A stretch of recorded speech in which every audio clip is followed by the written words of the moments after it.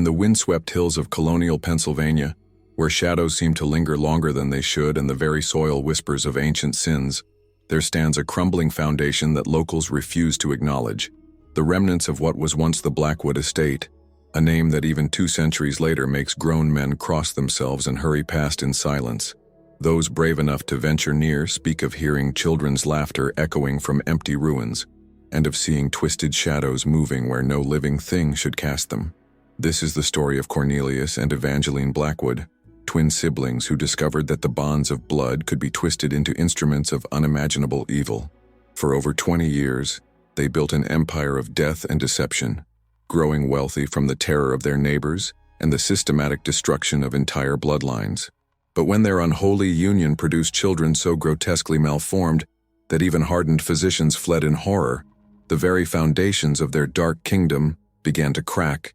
What happened in that isolated mansion, where 2 children with bodies broken by their parents, sins but minds sharp as razors, orchestrated the most elaborate revenge in colonial history, remained buried beneath layers of shame and superstition until now. The truth about the Blackwood legacy reveals a level of calculated cruelty that challenges everything we think we know about the limits of human evil. Before we descend into this tale of sibling corruption and twisted justice, hit that subscribe button and ring the notification bell, because stories like this one, stories that most would rather forget, are exactly what we uncover here on The Sins of the Past. Let me know in the comments what state you're watching from, as these dark chapters of American history are scattered across every corner of our nation.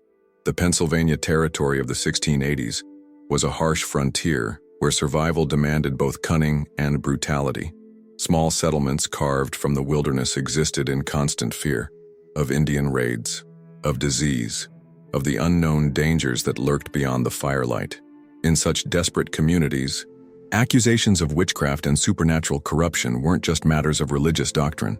They were weapons that could destroy enemies and transfer property from the weak to the strong. Cornelius Blackwood, at 26, possessed the kind of cold intelligence that made even seasoned frontiersmen uncomfortable.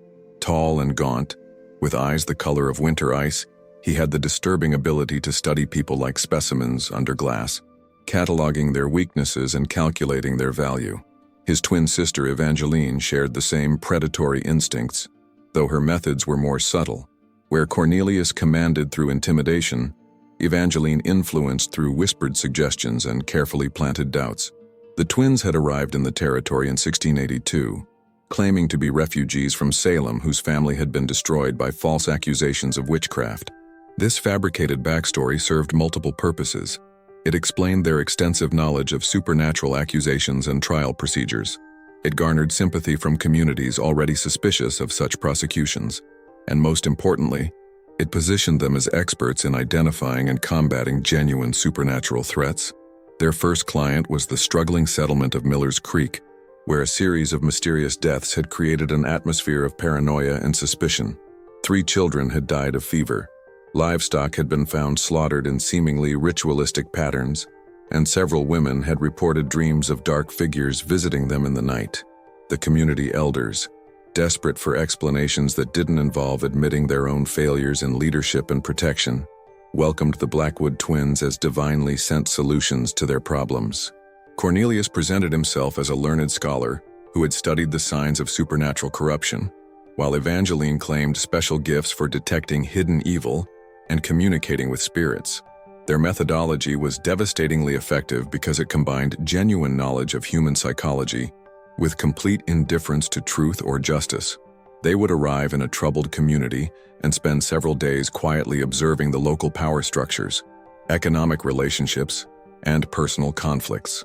Then they would systematically identify those residents whose removal would benefit the community's most influential members, and more importantly, whose confiscated property would provide the greatest profit once divided between the town and their own fees. Their first victim in Miller's Creek was Sarah Whitmore, a widow whose late husband had left her valuable farmland that bordered the property of the settlement's most powerful family. Under the Blackwood twins' careful orchestration, Sarah found herself accused of consorting with dark spirits and using supernatural means to curse her neighbors' crops while protecting her own. The evidence they manufactured was comprehensive and convincing. Mysterious symbols carved into trees near Sarah's property, which Cornelius had secretly created during nighttime visits. Testimony from neighbors who claimed to have seen her engaging in strange rituals, coached by Evangeline's careful suggestions and implied threats. And most damning of all, the discovery of a collection of carved dolls and dried herbs hidden in Sarah's cellar, items that the twins had planted during a forced search of her property. Sarah Whitmore was hanged on October 13, 1683, and her 200-acre farm was divided between the settlement's treasury and the Blackwood twins as payment for their services. But this execution was merely the opening move in a campaign that would eventually consume 7 different communities and claim the lives of 43 innocent people over the course of nearly 2 decades. The success of their Miller's Creek operation established a pattern that the twins would refine and repeat throughout the Pennsylvania territory. They developed an intricate system of documentation that allowed them to track their various criminal enterprises across multiple jurisdictions, maintain relationships with corrupt officials, and identify new opportunities for expansion. By 1690, the Blackwood twins controlled assets worth more than £25,000, an enormous fortune by colonial standards. They owned property in 12 different settlements, held mortgages on dozens of farms and businesses, and possessed detailed records of their criminal activities that served both as insurance against betrayal by accomplices and as blackmail material against officials who might consider investigating their operations. But their growing wealth created problems that pure criminality couldn't solve. As their influence expanded and their methods became more sophisticated, they began attracting attention from colonial authorities who possessed both the resources and the motivation to investigate supernatural accusations more thoroughly than local magistrates. More significantly, their criminal partnership had evolved into something far more intimate and dangerous. Somewhere during those years of shared violence and mutual dependence, the practical collaboration between siblings had transformed into an obsessive emotional and physical union that violated both legal and moral boundaries. The decision for Cornelius and Evangeline to formalize their relationship through marriage came not from romantic sentiment, but from the same cold calculation that had characterized their entire criminal career. By 1692, they faced the dual challenges of protecting their accumulated wealth from potential inheritance disputes and maintaining the secrecy that their continued freedom required. If either twin married outside the family, their spouse would gain legal rights to their assets and, more dangerously, potential access to the carefully guarded records and methods that had made their fortune possible. Similarly, if either sibling died without direct heirs, complex colonial inheritance laws might result in their property being distributed among distant relatives or claimed by territorial authorities. Their solution demonstrated the same ruthless pragmatism that had enabled them to murder dozens of innocent people without apparent remorse. They would marry each other in a ceremony that would be legally valid but completely secret, creating a union that protected their shared interests while maintaining the public fiction that they were simply business partners dedicated to serving God through the identification and elimination of supernatural threats. The secret wedding took place on November 30th through 1692, during the first major snowstorm of winter, a date chosen for its practical advantages rather than any symbolic significance. The ceremony was performed in the basement of their estate by Reverend Marcus Holbrook, a corrupt minister whom they had compromised during a witch trial in Lancaster County. Reverend Holbrook had originally been a legitimate clergyman whose career had been destroyed when he was caught embezzling funds from his church's building project. Rather than face prosecution and professional ruin, he had accepted the twins' offer to relocate to their territory and serve their needs in exchange for financial security and protection from his creditors. The wedding ceremony itself was a mockery of Christian tradition, performed not in celebration of love or spiritual union, but as a legal contract designed to protect criminal assets and shared secrets. The only witnesses were 2 servants who had been threatened into silence and a corrupt magistrate who had helped falsify documents for several of their previous operations. The twins' decision to consummate their marriage and attempt to produce children was motivated by the same practical considerations that had led to their union.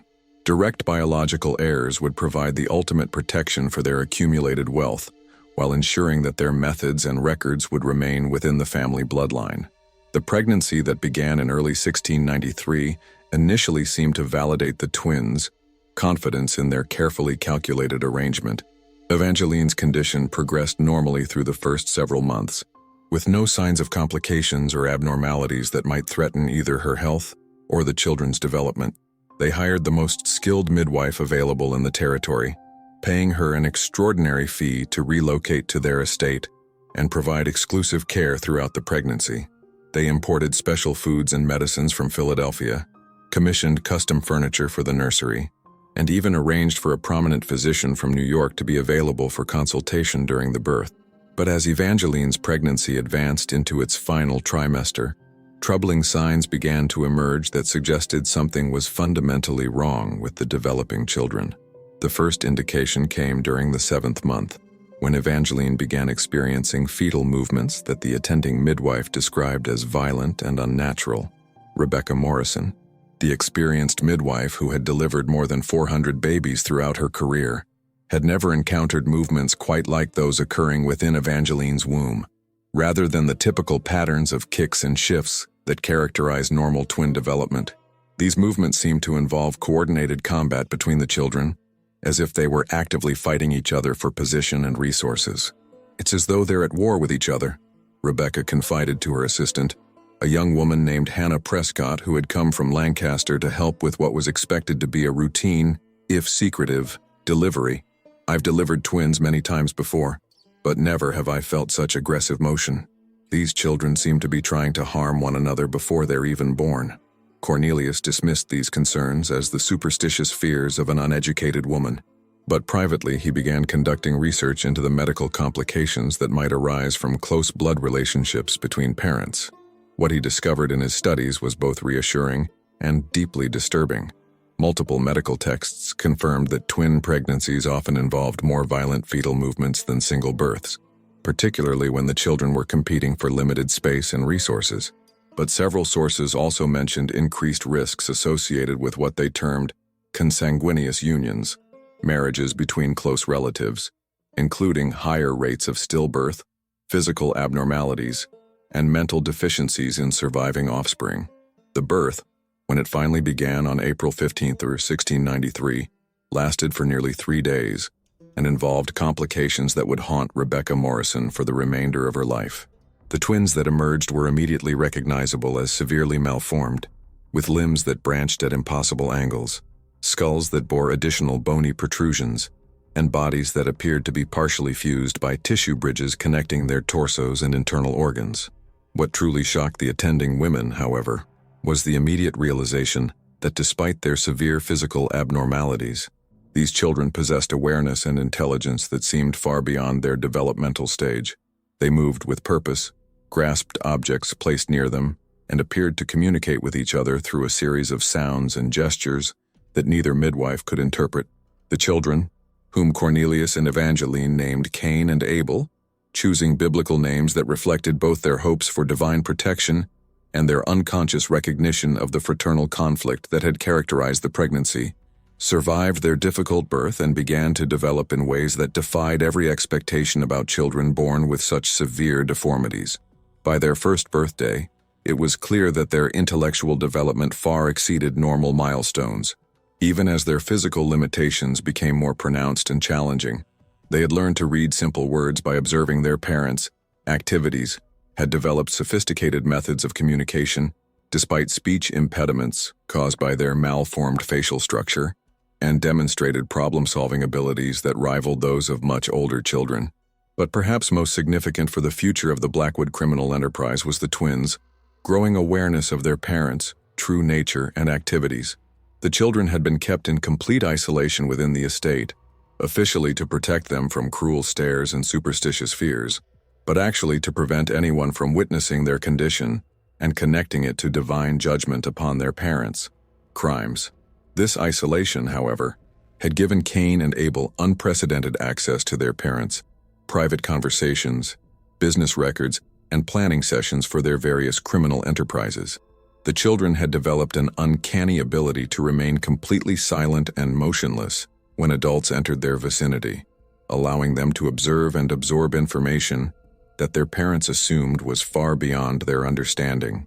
By the time they reached their 5th birthday in April 1698, Cain and Abel possessed detailed knowledge of their parents' witch-hunting operations including specific information about manufactured evidence, bribed witnesses, and the systematic murder of innocent people for financial gain. More significantly, they had begun to understand that their own physical condition was not the result of divine judgment or random misfortune, but rather the direct consequence of their parents' decision to violate natural law in pursuit of criminal security. This understanding had filled the children with a complex mixture of rage, grief, and determination that was remarkable in its intensity and sophistication. Despite their physical limitations and their complete dependence on their parents for basic care, Cain and Abel had begun developing plans to expose the truth about the Blackwood criminal enterprise and secure justice for their parents, victims.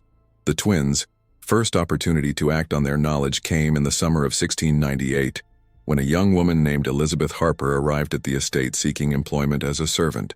Elizabeth was the daughter of one of Cornelius and Evangeline's earlier victims, a prosperous farmer named Jonathan Harper, who had been executed for witchcraft in 1695 after the twins orchestrated his accusation to acquire his valuable mill and prime riverside property. Elizabeth had no idea that the Blackwood twins were responsible for her father's death. She knew only that they were wealthy, respected members of the territorial community who might provide employment for a young woman left destitute by family tragedy. What she discovered during her residence at the estate, however, was evidence that would eventually lead to the most comprehensive criminal prosecution in colonial Pennsylvania history.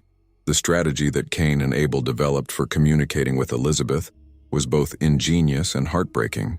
Despite their severe speech impediments and physical limitations, they had learned to write with remarkable skill and had developed methods for leaving written messages in locations where Elizabeth would find them during her cleaning duties. These messages began simply, with basic information about hidden documents and suspicious financial records, but gradually expanded to include detailed instructions about where to find evidence of their parents, crimes, and how to safely copy or remove materials without detection. More importantly, Cain and Abel had spent years observing their parents, visitors, and associates, and had developed ways of warning Elizabeth when particularly dangerous individuals were scheduled to arrive at the estate.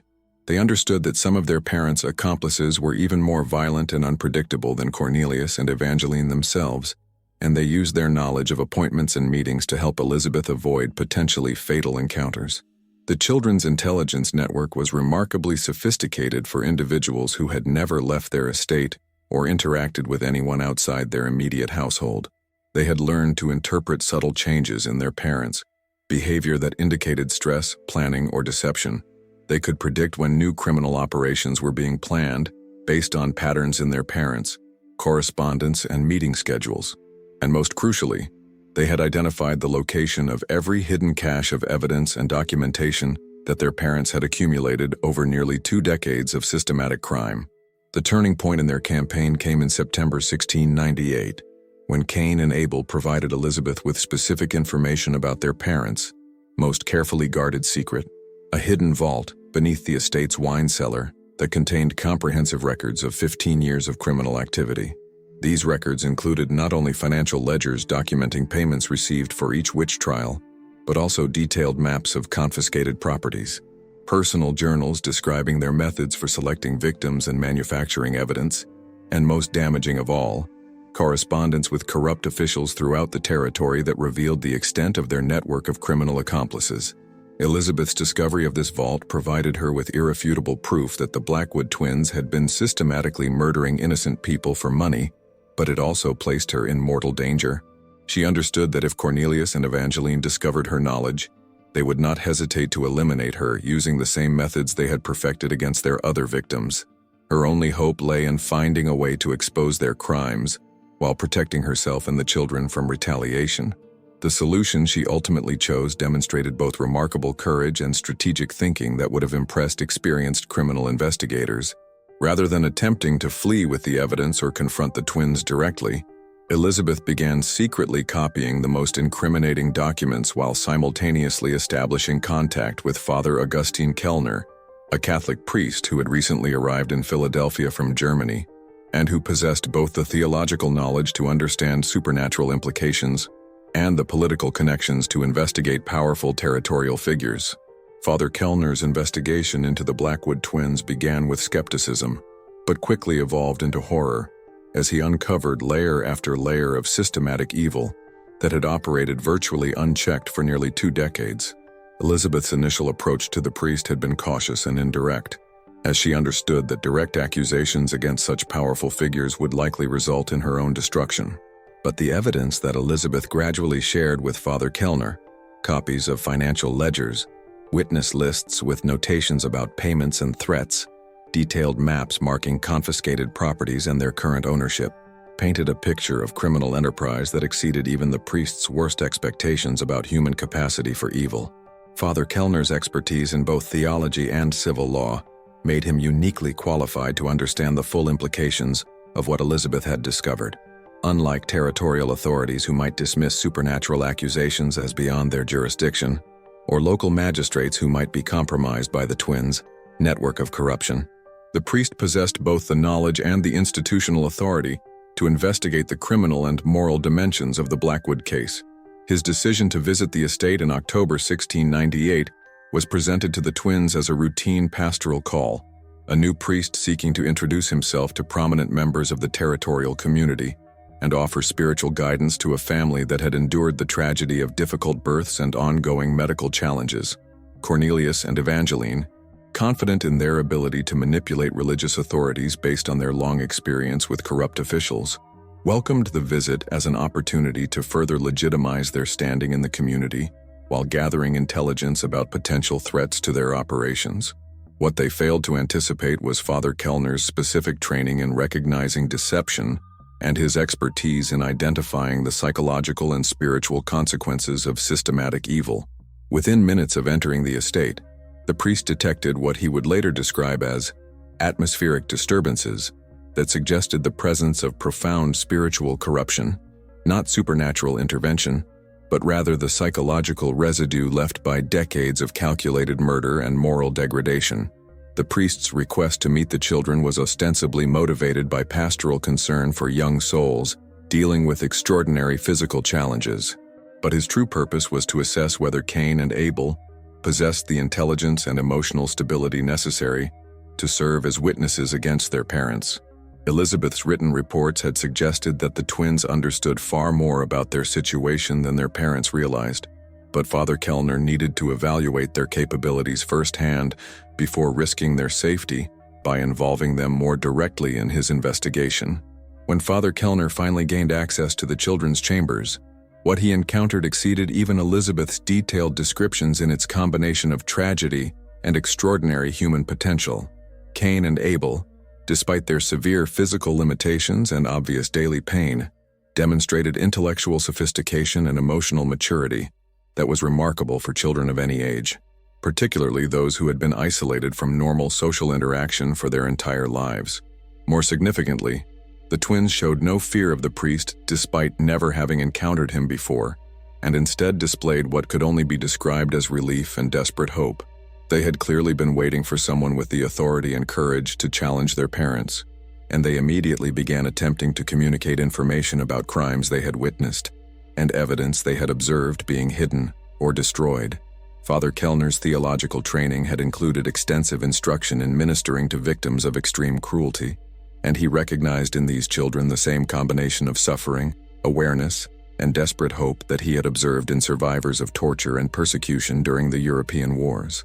But unlike those previous cases, where the victims had been adults capable of explaining their situations and seeking justice through established channels, Cain and Abel were trapped by their physical limitations and their complete dependence on the very people who were responsible for both their condition and their suffering. The priest's departure from the Blackwood estate was superficially cordial, but all parties understood that a fundamental confrontation had begun. Father Kellner had seen enough to confirm his worst suspicions about the children's situation and their parents' character, while Cornelius and Evangeline had recognized in his manner and questions a level of perception and determination that posed unprecedented danger to their carefully constructed lives. The investigation that Father Kellner launched upon returning to Philadelphia was methodical, comprehensive, and conducted with the full resources of the Catholic Church's administrative and intelligence networks. Unlike the crude legal systems of individual territorial settlements, the Church possessed sophisticated methods for gathering evidence, analyzing testimony, and building cases against powerful individuals who believed themselves above earthly justice. Within 3 weeks of his estate visit, Father Kellner had assembled a complete dossier on the Blackwood twins' activities. His evidence included financial records subpoenaed from territorial banks, testimonies from surviving relatives of their victims, and most damning of all, a detailed confession from Thomas Fletcher, a former accomplice who had helped plant evidence and coach witnesses for several witch trials in exchange for payment and protection from his own legal troubles. Thomas Fletcher's confession revealed the true scope of the Blackwood criminal enterprise, including specific details about their methods for selecting victims, creating false evidence, and coordinating with corrupt officials to ensure favorable legal outcomes. But more importantly, for Father Kellner's purposes, Fletcher's testimony included explicit information about the twins' decision to marry each other and their discussions about using their children's condition to expand their wealth through private exhibitions to wealthy individuals curious about medical anomalies. This revelation added an additional layer of horror to an already overwhelming case. Cornelius and Evangeline had not only condemned innocent people to death for financial gain, but they had also brought children into the world through an incestuous union specifically designed to protect their criminal empire, and they were now planning to exploit their offspring's suffering for additional profit. But Father Kellner's most powerful weapon in his campaign against the Blackwood twins proved to be the children themselves. Cain and Abel, despite their youth and physical limitations, possessed detailed memories of conversations and events that provided crucial corroboration for the evidence found in their parents' records. More importantly, their obvious intelligence and moral awareness made them compelling witnesses whose testimony could not be dismissed as the fantasies of damaged minds. The priest's careful interviews with the twins, conducted during secret visits arranged by Elizabeth Harper, revealed a level of systematic abuse and exploitation that went far beyond simple neglect. Cornelius and Evangeline had not only hidden their children from the world to protect their own reputations, but they had also used the twins' isolation and dependence to conduct psychological experiments designed to test the limits of human endurance and adaptability. Cain and Abel described years of being subjected to painful medical procedures without anesthesia, being forced to perform intellectual tasks under threat of withdrawn food or comfort, and being used as subjects for their parents. Theories about the relationship between physical deformity and mental capacity. Most horrifying of all, they revealed that their parents had been systematically documenting their development and behavior with the intention of selling detailed reports to European physicians interested in the effects of consanguinity on human offspring.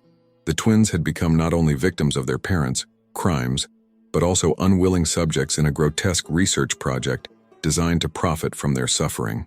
The final months of 1698 brought escalating tension to the Blackwood estate as multiple forces converged to threaten the twins' carefully constructed empire of blood and deception. Father Kellner's investigation had reached the point where he possessed irrefutable evidence of their crimes, but he faced the delicate challenge of exposing such powerful and dangerous individuals without triggering a violent response that might endanger the children and other potential witnesses. Meanwhile, Cain and Abel had grown increasingly bold in their efforts to assist in their parents' downfall, using their privileged position as isolated invalids to observe and document activities that even Elizabeth Harper could not safely witness. The twins had developed sophisticated methods for recording information despite their physical limitations. They had created hidden caches of written evidence throughout the estate, detailing their parents' ongoing criminal activities and future plans. The children's growing defiance had not gone unnoticed by their parents, who had begun to suspect that their offspring possessed more awareness and capability than they had previously realized. Cornelius and Evangeline's response to this suspicion revealed the complete absence of natural parental affection that had characterized their relationship with the twins from birth. Rather than feeling pride in their children's intelligence or concern for their well-being, the siblings viewed Cain and Abel's developing autonomy as a potential threat to their security. The crisis that would ultimately bring the entire criminal enterprise crashing down began in early December 1698, when Cornelius discovered evidence that someone had been systematically accessing his most sensitive files, scratch marks on concealed locks, displaced dust patterns on documents, and subtle markings on pages containing references to bribery and witness intimidation. suggested repeated unauthorized entry by someone with sufficient knowledge to identify the most incriminating materials. Cornelius's immediate suspicion fell upon Elizabeth Harper, whose position as household servant provided her with both opportunity and motivation to spy on her employers. But when he and Evangeline subjected Elizabeth to brutal interrogation using techniques they had perfected during their witch-hunting career, they discovered that while she indeed possessed knowledge of their crimes, she could not possibly have been responsible for all of the security breaches they had detected. The truth that their own children had been systematically gathering evidence against them for months was so far outside their psychological framework that neither sibling initially considered the possibility. They had become so accustomed to viewing Cain and Abel as helpless dependents whose physical limitations rendered them essentially harmless that they could not conceive of the twins as active threats to their security. This blindness to their children's capabilities proved to be a fatal miscalculation that would ultimately cost them everything they had worked to build. While Cornelius and Evangeline focused their suspicions on external threats like Elizabeth Harper and Father Kellner, Cain and Abel continued their intelligence-gathering activities with increasing sophistication and boldness. The twins had developed communication methods that allowed them to coordinate their efforts, despite being physically separated during most daily activities. They used a combination of written messages, coded sounds, and even manipulation of household objects to share information and plan their next moves. Their physical limitations, which their parents viewed as guarantees of helplessness, had actually forced them to develop intellectual and observational skills that far exceeded those of normal children their age. By mid-December 1698, Cain and Abel had compiled evidence that included not only documentation of their parents' past crimes, but also detailed intelligence about planned future operations. They had learned that Cornelius and Evangeline were preparing to expand their activities into the Virginia colony, where recent conflicts with native tribes had created community tensions that could be exploited for profit through accusations of supernatural collaboration with hostile forces. More immediately threatening was the twins' discovery that their parents had begun planning their elimination as potential witnesses and security risks. Cain and Abel had overheard discussions about tragic accidents that might befall disabled children during the harsh winter months, and they had observed their parents making preparations that suggested an intention to dispose of them before spring arrived. The children's response to this threat demonstrated both their remarkable intelligence and their profound understanding of their parents and psychology. Rather than attempting to flee or simply warning Father Kellner about their immediate danger, Cain and Abel chose to accelerate their evidence-gathering activities while simultaneously laying the groundwork for a final confrontation that would expose the full scope of their parents' evil. Their plan was both elegant and terrible in its sophistication. They would use their parents' own methods against them, orchestrating a scenario that would force Cornelius and Evangeline to reveal their true nature in the presence of witnesses who possessed the authority and credibility to ensure justice. The twins understood that their physical condition made them unlikely to survive any direct conflict with their parents, but they were willing to sacrifice themselves if their deaths could guarantee the exposure of crimes that had claimed dozens of innocent lives. The opportunity they had been waiting for came on December 21st, 1698, the winter solstice, and a date that Cornelius and Evangeline always marked with private celebrations that revealed their true personalities more clearly than any other occasion. This annual ritual, which the siblings viewed as a commemoration of their successful partnership in evil, provided Cain and Abel with the perfect setting for their final gambit. The twins' plan required precise timing, complete commitment, and a level of courage that would have been remarkable in adults, let alone children who had never known life outside the walls of their prison home. But Cain and Abel understood that they possessed something their parents had never expected: the moral clarity that comes from suffering injustice, and the intellectual capacity to transform that clarity into effective action. The events of December 21st, 1698, unfolded with a precision that reflected months of careful planning by two 8-year-old children who had never experienced normal childhood, but had instead been forced to develop the strategic thinking of seasoned investigators. Cain and Abel's plan depended on their intimate knowledge of their parents' habits, personalities, and criminal methods, combined with their unique position as witnesses, whom Cornelius and Evangeline consistently underestimated. The twins had arranged for Father Kellner to arrive at the estate during the evening hours, when their parents traditionally conducted their solstice celebration, a private ritual that involved reviewing their accumulated wealth, reading selected passages from their victim lists, and planning future operations. This celebration, which the siblings believed to be completely secret, actually took place in a room directly above the children's chambers, and Cain and Abel had been listening to these annual recitations of evil for years. The atmosphere in the estate that December evening was thick with an almost palpable sense of malevolence as Cornelius and Evangeline prepared for their solstice celebration. The siblings had spent the day reviewing their financial records and preparing materials for what they planned to be their final winter in Pennsylvania before relocating their operations to the more profitable and less scrutinized territories of the Carolina colonies. They had already begun liquidating some of their Pennsylvania properties and were preparing to establish new identities that would allow them to continue their criminal enterprise in regions where their reputations had not yet preceded them. Cain and Abel, confined to their chambers as always during their parents' private meetings, had spent weeks preparing for this night with the methodical precision of experienced conspirators. Despite their physical limitations, they had managed to create multiple hidden caches of evidence throughout the estate, including copies of their parents' most incriminating documents, detailed maps of confiscated properties, and written testimonies describing specific crimes they had witnessed or overheard being planned. More significantly, the twins had spent months weakening specific structural elements of the estate's construction, using tools they had fashioned from household items and techniques they had learned by studying architectural texts from their parents' extensive library. Their plan required not only perfect timing, but also an understanding of physics and engineering that would have challenged adult builders. Yet they had mastered these concepts through pure necessity and their desperate determination to escape their prison. Father Kellner's arrival at the estate was preceded by careful reconnaissance that he had conducted over several weeks, during which he had mapped the building's layout, identified potential escape routes, and established communication protocols with Cain and Abel through a system of light signals visible from their chamber windows. The priest's military background, he had served as a chaplain during European conflicts before joining the church, had provided him with tactical knowledge that proved invaluable in planning what was essentially a rescue operation disguised as a pastoral visit.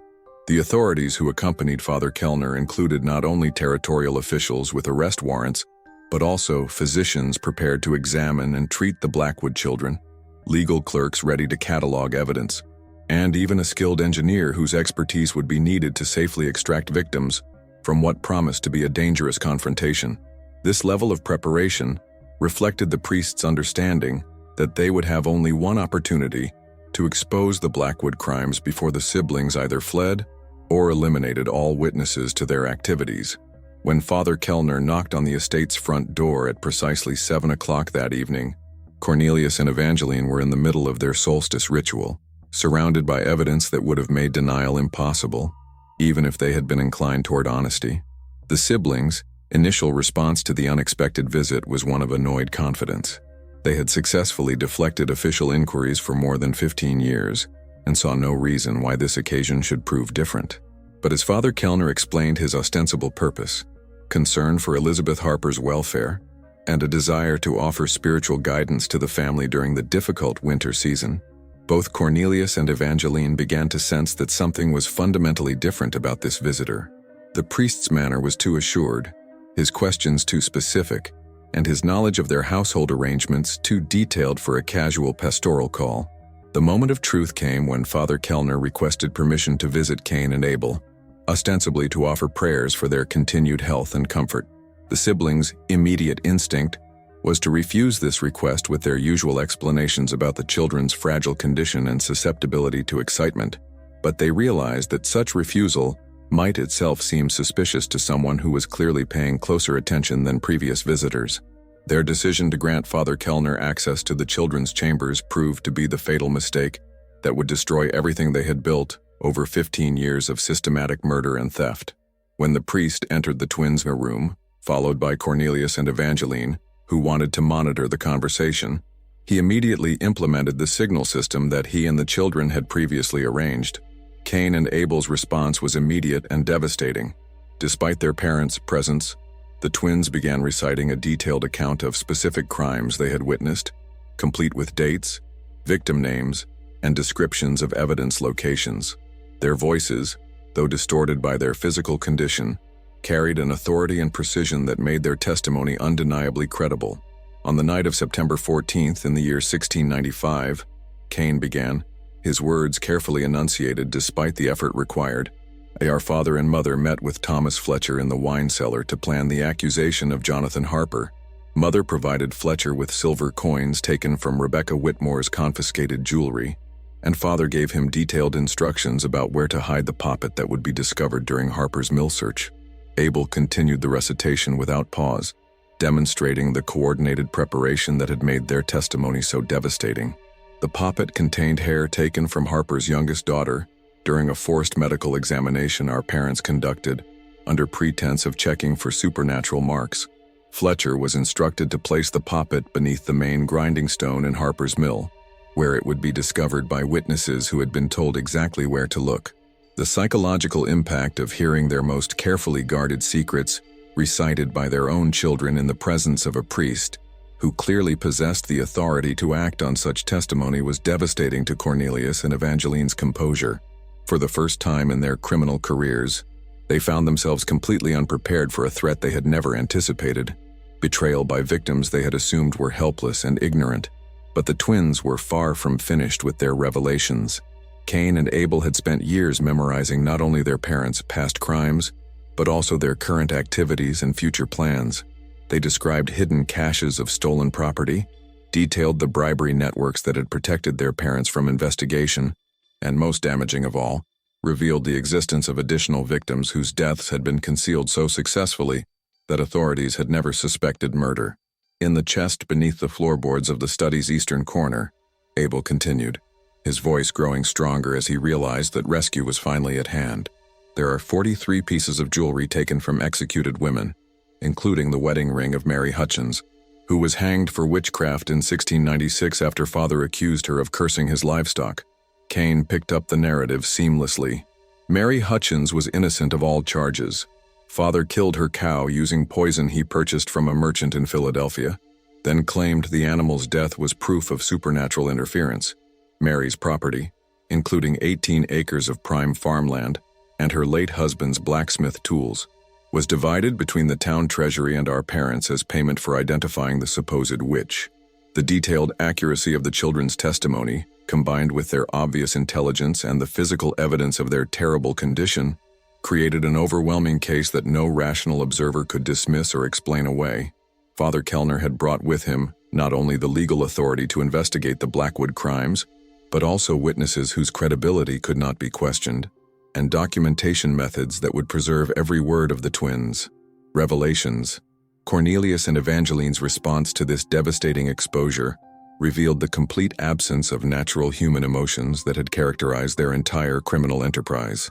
Rather than showing shock, remorse, or even fear for their children's welfare, the siblings immediately began calculating how to eliminate the witnesses and escape the consequences of their crimes. Their first attempt at damage control involved trying to discredit Cain and Abel's testimony by claiming that the children suffered from delusions caused by their physical condition.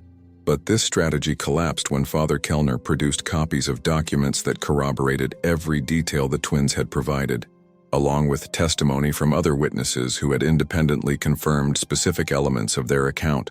Realizing that denial was impossible and that their criminal enterprise was about to be completely exposed, Cornelius and Evangeline implemented the emergency plan they had developed for exactly this scenario. Hidden throughout the estate were weapons, escape routes, and contingency funds that would allow them to eliminate all witnesses and flee to territories where colonial authority could not reach them. The violence that followed was swift and brutal, but it unfolded exactly as Cain and Abel had anticipated and planned.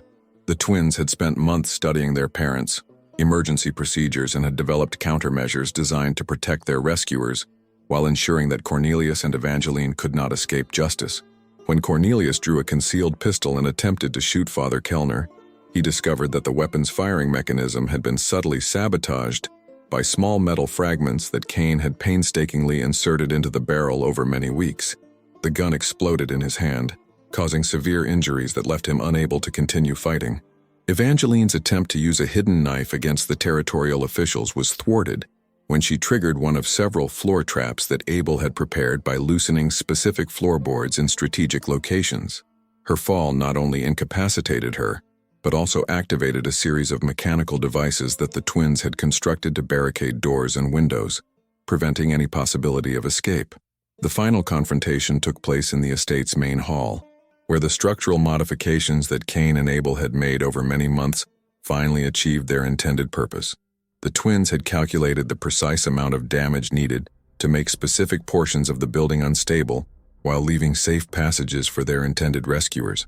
When Cornelius and Evangeline realized that their escape routes had been blocked and their weapons rendered useless, they made one final desperate attempt to silence their children permanently. But Cain and Abel had anticipated this response and had prepared their ultimate defense: a coordinated collapse of the estate's central support structure that would trap their parents while creating protective shelter around themselves and their rescuers. The twins' engineering calculations proved to be remarkably accurate. The building's collapse occurred exactly as they had planned, creating a debris field that pinned Cornelius and Evangeline beneath massive wooden beams, while leaving Cain, Abel, Father Kellner, and the territorial officials in a protected alcove that remained structurally sound. If you're finding this story as chilling as I am, take a moment to hit that like button and share this video with someone who loves dark historical mysteries. Stories like this one, where children become the instruments of justice against their own evil parents, remind us that sometimes the most unlikely heroes emerge from the darkest circumstances. The physical destruction of the estate served multiple purposes beyond simply stopping the siblings' escape attempt. The collapse exposed hidden rooms and concealed storage areas that contained additional evidence of their crimes, including preserved documents, stolen property, and even the remains of victims whose deaths had never been officially recorded. Most significantly, the destruction of the building that had served as both prison and torture chamber for Cain and Abel represented a symbolic end to their captivity and the beginning of their liberation. The twins had literally brought down the walls that had confined them for 8 years, using their intelligence and determination to transform their physical limitations into strategic advantages. When rescue workers finally cleared enough debris to reach the survivors, they found a scene that perfectly illustrated the moral dimensions of the Blackwood case. Cornelius and Evangeline lay dead beneath the rubble, their faces showing the shock and disbelief of criminals who had never imagined that their own children could orchestrate their downfall. Cain and Abel, though injured and exhausted, were very much alive and eager to continue providing testimony that would expose the full scope of their parents' criminal enterprise. The twins' survival and their obvious intelligence made them compelling witnesses whose testimony would prove crucial in the legal proceedings that followed. But more importantly, their courage in exposing their parents' crimes, despite the enormous personal risk, demonstrated that physical limitations need not constrain moral agency or the pursuit of justice. The aftermath of the Blackwood estate's collapse sent shockwaves throughout colonial Pennsylvania that would influence legal procedures, religious practices, and community vigilance for generations to come. The detailed evidence recovered from the ruins, combined with Cain and Abel's comprehensive testimony, provided irrefutable proof of systematic judicial murder that forced territorial authorities to confront the terrifying possibility that other witch trials might have been similarly corrupted by greed and manipulation. The immediate legal consequences were unprecedented in their scope and severity. Within days of the estate's destruction, territorial courts had issued posthumous convictions against Cornelius and Evangeline Blackwood on 43 counts of murder, along with numerous additional charges related to fraud, bribery, judicial corruption, and conspiracy. The evidence was so overwhelming and the crimes so extensive that legal scholars would later cite the Blackwood case as the most comprehensive criminal prosecution in colonial American history. But the legal ramifications extended far beyond the posthumous punishment of 2 dead criminals. The systematic nature of the Blackwood crimes, combined with evidence of their connections to corrupt officials throughout the territorial legal system, triggered a comprehensive review of witch trial procedures that revealed disturbing patterns of abuse and manipulation in communities across Pennsylvania and neighboring colonies. Father Kellner's investigation had uncovered not only the Blackwood crimes, but also evidence that similar schemes had operated in other territories, suggesting that the abuse of supernatural accusations for financial gain was far more widespread than authorities had previously suspected. This revelation contributed to growing skepticism about witch trials and helped accelerate the legal reforms that would eventually end the period of supernatural persecution in colonial America. The financial empire built on blood money was systematically dismantled over the course of 3 years, requiring the creation of special legal procedures to handle the complexity of unwinding decades of fraudulent property acquisitions. Properties worth more than £30,000 were identified as having been obtained through criminal means, and territorial courts faced the unprecedented challenge of restoring stolen assets to the families of victims who had been murdered decades earlier. The process of financial restitution revealed the true scope of the Blackwood operations and provided additional evidence of their systematic approach to crime. Detailed records recovered from the estate's ruins showed that the siblings had maintained meticulous documentation of their activities, including maps of confiscated properties, lists of bribed officials, and even financial projections for future criminal enterprises they had planned to establish in other territories. Cain and Abel Blackwood, despite the horrific circumstances of their birth and childhood, proved to be far more resilient than anyone had expected. Under the careful supervision of Dr. William Harvey, a royal physician brought from New York specifically to study their condition, they not only survived their ordeal but began to thrive in ways that challenged contemporary understanding of human development and adaptation.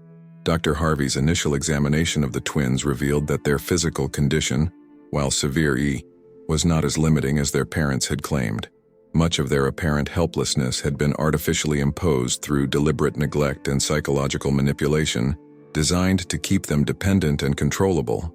With proper medical care, nutrition, and physical therapy, Cain and Abel demonstrated remarkable improvement in their mobility and overall health. More significantly, their intellectual capabilities, which had been evident from early childhood, flourished when they were finally provided with proper education and social interaction. Within months of their rescue, the twins were reading at levels that exceeded most adults, demonstrating mathematical abilities that impressed university scholars, and showing artistic talents that drew attention from intellectuals throughout the colonies. Dr. Harvey's detailed documentation of their progress became foundational texts in the emerging field of medical psychology, demonstrating that intellectual capacity was not determined by physical appearance or condition. His reports challenged prevailing assumptions about disability and intelligence, showing that proper care and education could unlock extraordinary potential even in the most challenging circumstances. The twins' testimony continued to be crucial in the legal proceedings that followed their rescue. Their detailed memories of their parents, conversations, and activities provided corroboration for documentary evidence and helped prosecutors build cases against dozens of surviving accomplices who had aided the Blackwood crimes over the years. But perhaps more importantly, their obvious intelligence and moral clarity made them compelling witnesses whose accounts could not be dismissed as fantasies or fabrications. The psychological evaluation of Cain and Abel conducted by Dr. Harvey and his colleagues revealed no signs of the mental damage that might have been expected from their traumatic early experiences. Despite years of isolation, abuse, and psychological manipulation, the twins demonstrated remarkable emotional stability and moral development that suggested an innate resilience that had protected them from the worst effects of their ordeal. This resilience proved crucial as Cain and Abel adapted to life outside their prison home and began to interact with the wider colonial community. Their physical condition made them objects of curiosity and sometimes fear, but their intelligence and dignity quickly won the respect of those who took the time to know them as individuals, rather than simply as medical anomalies. The transformation of public perception regarding the twins became a powerful argument for the inclusion and education of individuals with physical differences. Cain and Abel's success in overcoming their circumstances provided evidence that human potential could not be judged by physical appearance, and that society benefited when all individuals were given opportunities to contribute their talents and insights. Their adult lives proved to be as remarkable as their childhood ordeal had been traumatic. Cain developed into a respected legal scholar whose writings on evidence, witness protection, and judicial corruption influenced colonial jurisprudence for decades. Despite his physical limitations, he became a sought-after consultant for complex criminal cases and helped establish the first formal procedures for protecting child witnesses in legal proceedings. Cain's legal innovations were directly informed by his childhood experiences and his understanding of how vulnerable individuals could be exploited by those in positions of authority. His work led to the development of special courts designed to handle cases involving child witnesses, enhanced protections for individuals with disabilities involved in legal proceedings, and improved methods for gathering and preserving testimony from vulnerable populations. Abel channeled his experiences into becoming a physician, specializing in the care of children with physical abnormalities and victims of abuse. His medical practice was revolutionary in its emphasis on treating patients as complete human beings rather than simply collections of symptoms, and his therapeutic methods stressed dignity, education, and social integration rather than isolation and shame. Dr. Abel Blackwood, as he became known throughout the medical community, established the first school in colonial America specifically designed to educate children with disabilities.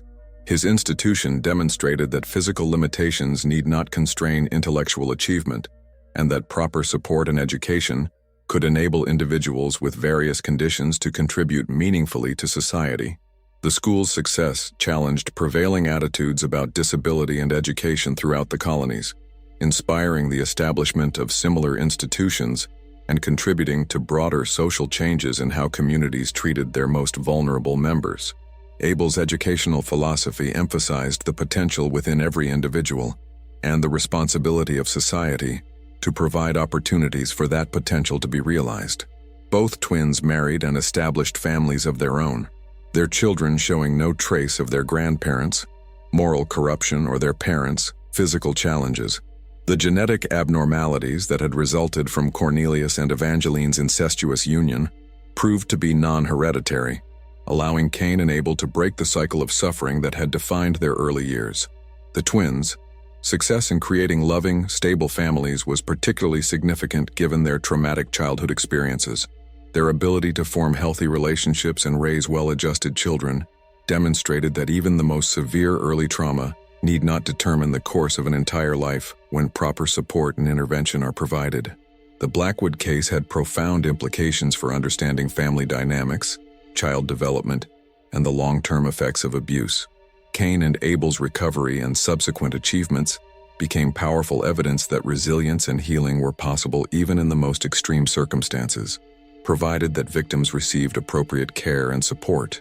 The investigation led by Father Kellner also had lasting effects on religious and legal institutions throughout colonial America. The priest's methodology for gathering evidence, protecting witnesses, and building cases against powerful criminals became a model for future investigations and helped establish protocols that would influence law enforcement for generations. Father Kellner's detailed documentation of the Blackwood case became required reading for legal scholars and religious authorities, demonstrating how systematic evil could flourish when communities failed to maintain proper oversight of their institutions and leaders. His work contributed to reforms in both civil and religious governance that strengthened protections against abuse of authority. The physical site of the Blackwood estate was designated as memorial ground by territorial authorities, its ruins left undisturbed as a reminder of how easily justice can be corrupted when communities allow fear and superstition to override critical thinking and moral courage. The memorial, maintained by funds established through the sale of confiscated Blackwood properties, served as an educational site where visitors could learn about the dangers of unchecked authority and the importance of protecting vulnerable community members. The simple stone marker that still stands today bears not only the date of the siblings' deaths, but also an inscription commissioned by Cain and Abel. Here lies the evidence that evil is not supernatural. It is a human choice that can be made by ordinary people who value comfort over conscience.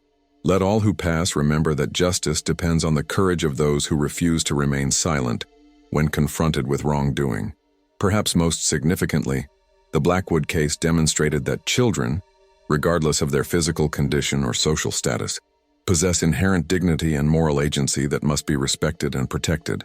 Cain and Abel's courage in exposing their parents' crimes despite their complete dependence on those same parents for survival challenged contemporary assumptions about childhood, disability, and moral responsibility.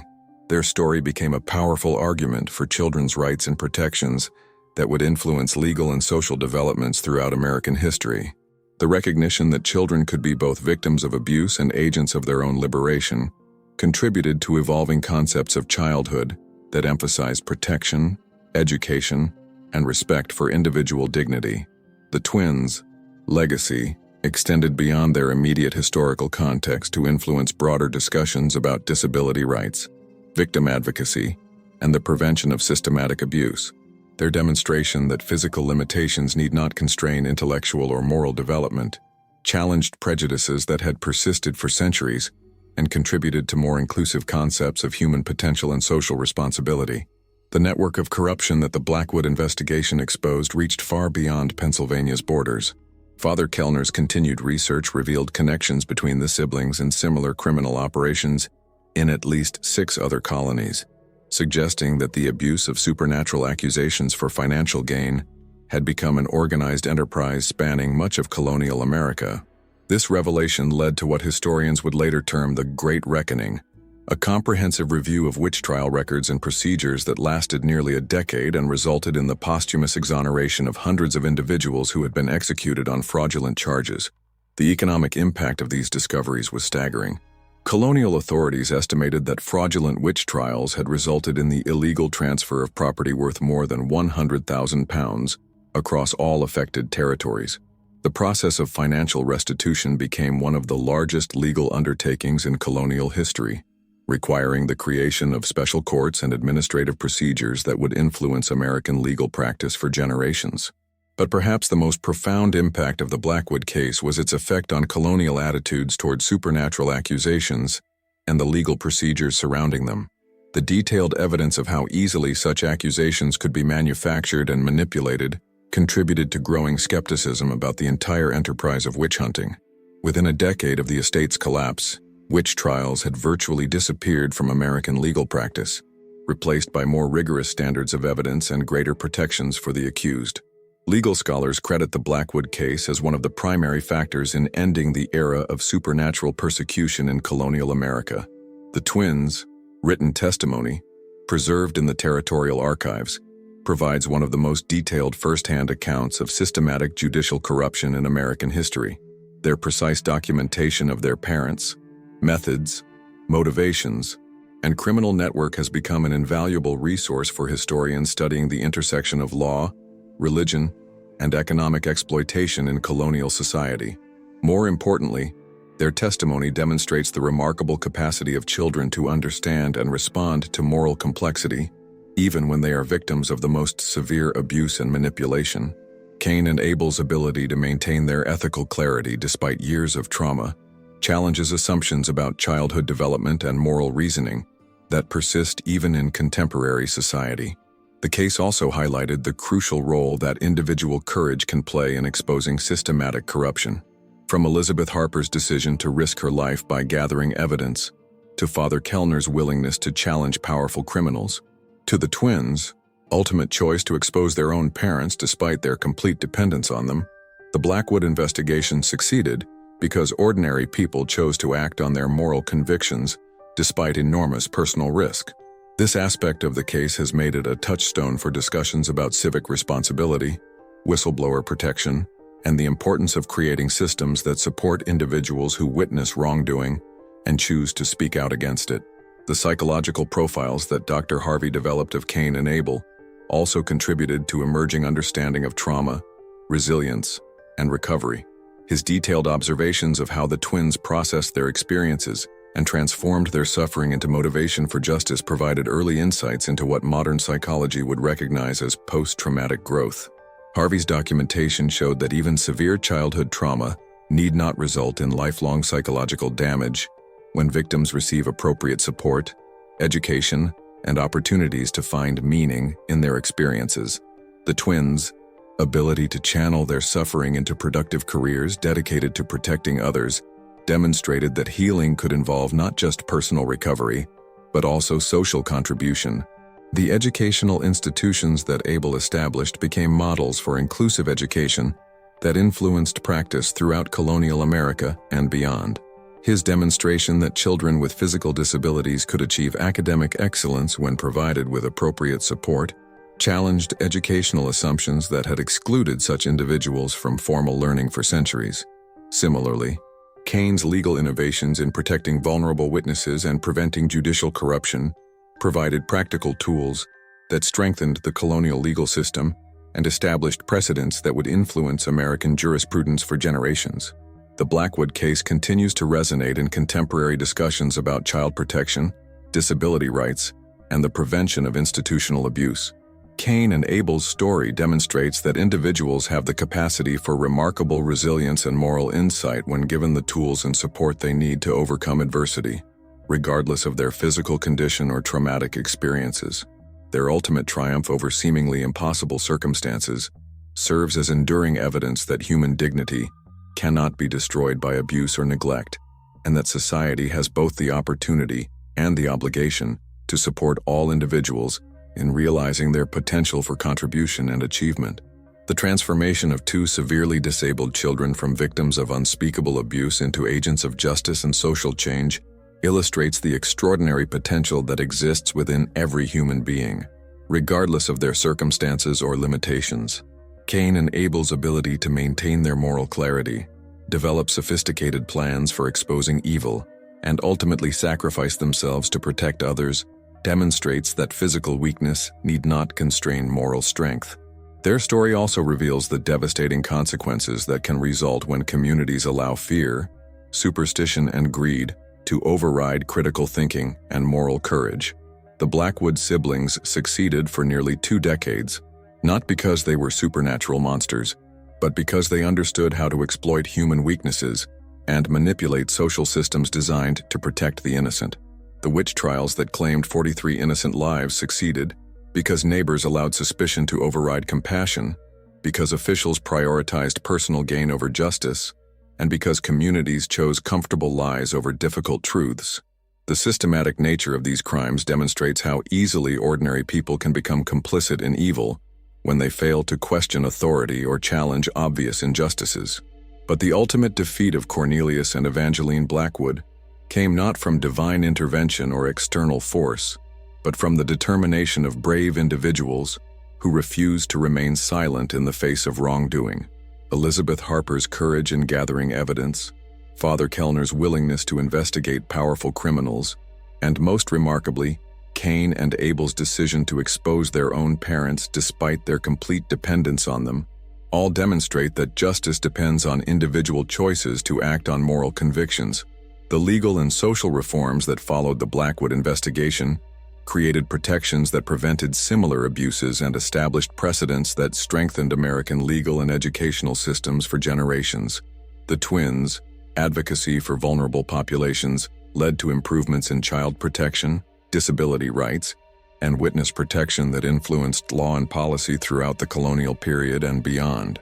Their educational innovations demonstrated that physical limitations need not constrain intellectual achievement, and that society benefits when all individuals are given opportunities to develop their potential.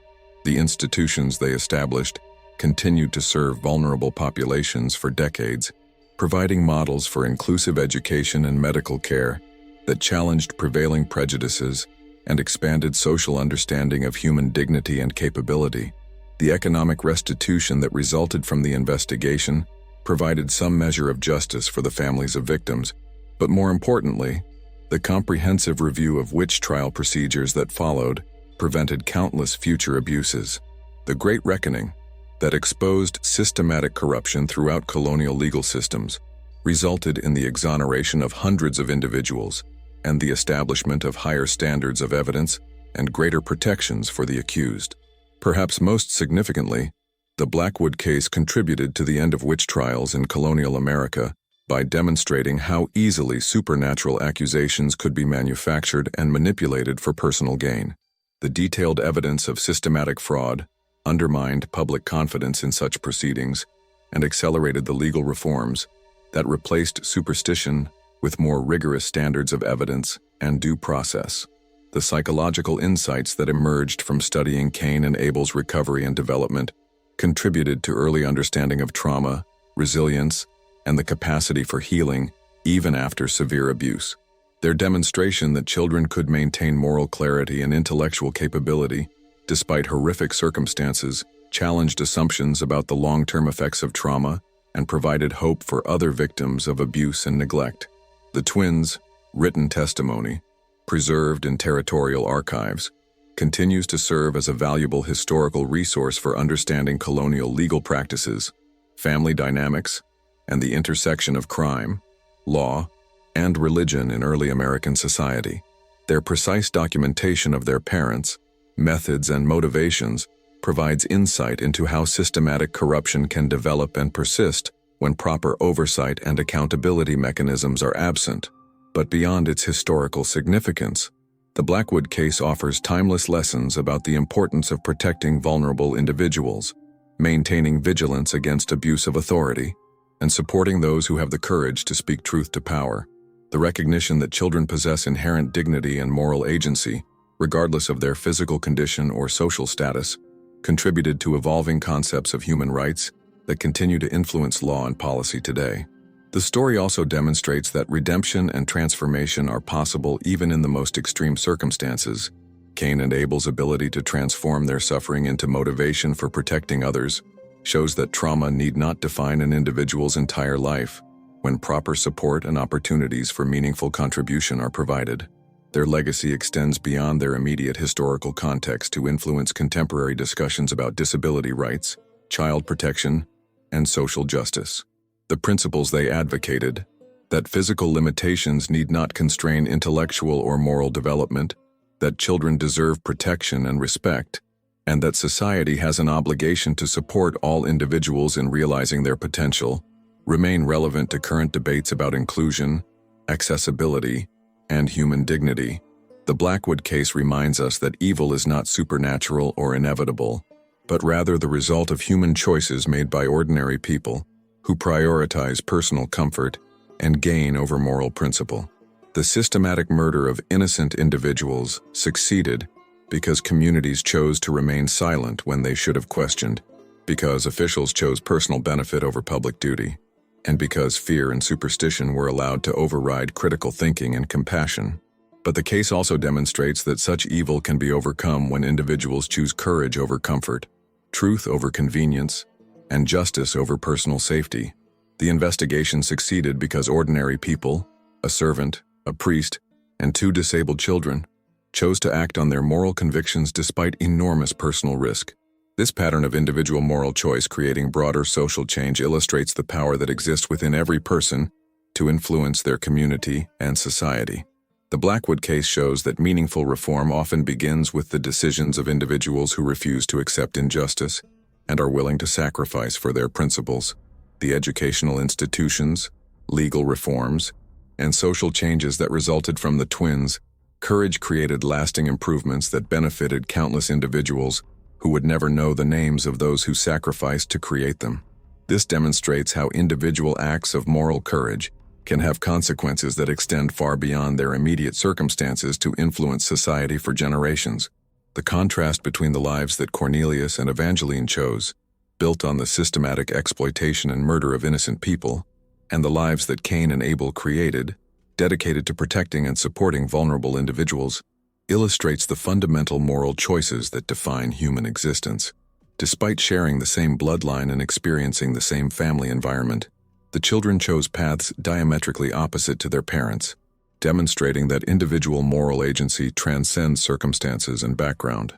This mystery shows us how easily communities can become complicit in systematic evil when fear, greed, and superstition override critical thinking and moral courage.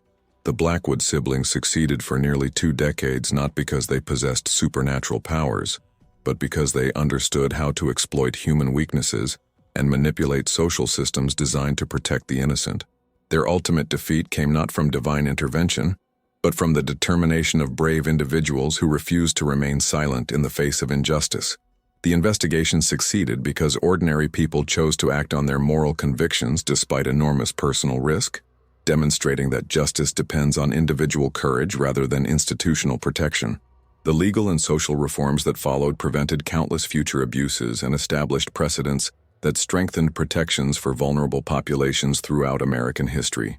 The twins' advocacy for disability rights, child protection, and inclusive education created lasting changes that continue to influence law and policy today. Most importantly, Cain and Abel's transformation from victims of horrific abuse into agents of justice and social change demonstrates the extraordinary resilience of the human spirit and the capacity for healing and redemption even in the most extreme circumstances. So, what's your opinion about all this? Do you believe there might have been other corrupt witch hunters throughout colonial America who operated similar schemes, using supernatural fears to cover systematic murder for profit? How many other supposed divine judgments might actually have been calculated crimes designed to transfer property from the innocent to the corrupt? Leave your thoughts in the comments below about how many lives might have been saved if more communities had possessed the courage to question authority and challenge obvious injustices. Do you think the Blackwood children's physical disabilities actually gave them advantages in exposing their parents, crimes that able-bodied children might not have possessed? If you found this tale of colonial corruption and unlikely heroism as compelling as I did, make sure to subscribe to the Sins of the Past and hit that notification bell so you never miss our investigations into the dark chapters of American history that most people would rather forget. And if you think others should know about this extraordinary story of how two disabled children brought down their own criminal parents and helped end an era of supernatural persecution, share this video with someone who appreciates tales of justice triumphing over evil against impossible odds. See you in the next video, where we'll explore another case of colonial evil that reveals the thin line between civilization and barbarism in early American communities.